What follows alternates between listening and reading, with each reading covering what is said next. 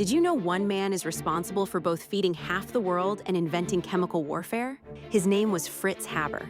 In the early 1900s, he cracked one of the hardest problems in science. He figured out how to pull nitrogen from the air and turn it into fertilizer. That single discovery now keeps roughly 4 billion people alive. Without it, half the humans on Earth would not exist. But Fritz Haber did not stop there. He believed poison gas could end World War I faster. He personally designed the attack.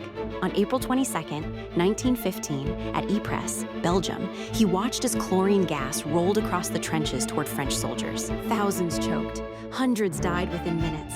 He went home to celebrate. His wife, Clara, also a chemist, had begged him to stop. She called his work a perversion of science.